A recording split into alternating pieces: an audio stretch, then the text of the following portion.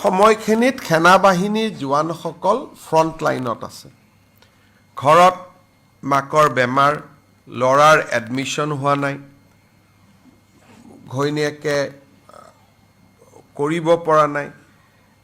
তেওঁলোকৰ অসমৰ চিন্তাটোৱে যাতে তেওঁলোকক তাতে এফেক্ট নকৰে, সেইকাৰণে নেক্সট 7 ডেইজত জিলা প্ৰশাসনে প্ৰত্যেকগৰাকী সামৰিক বাহিনীৰ জোৱানৰ নাম আৰু এড্ৰেছ উলিয়াব, তেওঁলোকৰ ঘৰত যাব আৰু আমি এটা ডিষ্ট্ৰিক্ট কণ্ট্ৰল ৰুম কৰিম যে আৰ্মিৰ ফেমিলিক কিবা প্ৰয়োজন হ'লেই যাতে আমি সহায় কৰিব পাৰোঁ।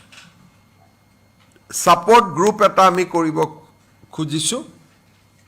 আৰু মই আজি ৰাতিপুৱা আমাৰ পাৰ্টিৰ অফিচত গৈছিলোঁ, তাতো মই কৈ আহিছোঁ যে মোৰ সমষ্টিত যদি 10 গৰাকী সেনাবাহিনীৰ জোৱান আছে, আমি এতিয়া আইডেণ্টিফাই কৰি ল'ম আৰু যুদ্ধ নোহোৱালৈকে সেই 10টা ফেমিলিৰ যি অসুবিধা হওক সেইটো অসম চৰকাৰে চাব।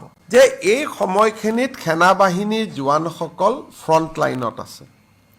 ঘৰত মাকৰ বেমাৰ, ল'ৰাৰ এডমিশ্যন হোৱা নাই, ঘৈণীয়েকে কৰিব পৰা নাই।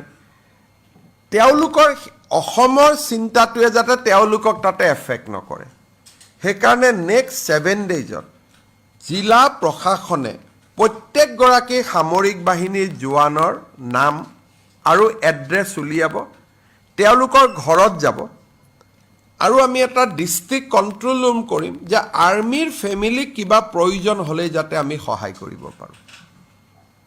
ছাপৰ্ট গ্ৰুপ এটা আমি কৰিব খুজিছোঁ। আৰু মই আজি ৰাতিপুৱা আমাৰ পাৰ্টিৰ অফিচত গৈছিলোঁ, তাতো মই কৈ আহিছোঁ যে মোৰ সমষ্টিত যদি 10 গৰাকী সেনাবাহিনীৰ জোৱান আছে, আমি এতিয়া আইডেণ্টিফাই কৰি ল'ম আৰু যুদ্ধ নোহোৱালৈকে সেই 10টা ফেমিলিৰ যি অসুবিধা হওক সেইটো অসম চৰকাৰে চাব। সময়খিনিত সেনাবাহিনীৰ জোৱানসকল ফ্ৰণ্ট লাইনত আছে। ঘৰত মাকৰ বেমাৰ, ল'ৰাৰ এডমিশ্যন হোৱা নাই, ঘৈণীয়েকে কৰিব পৰা নাই।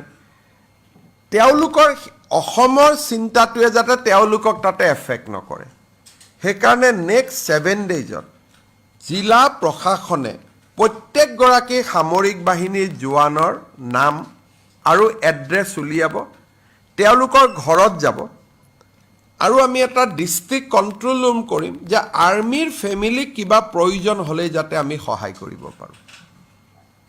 ছাপৰ্ট গ্ৰুপ এটা আমি কৰিব খুজিছোঁ।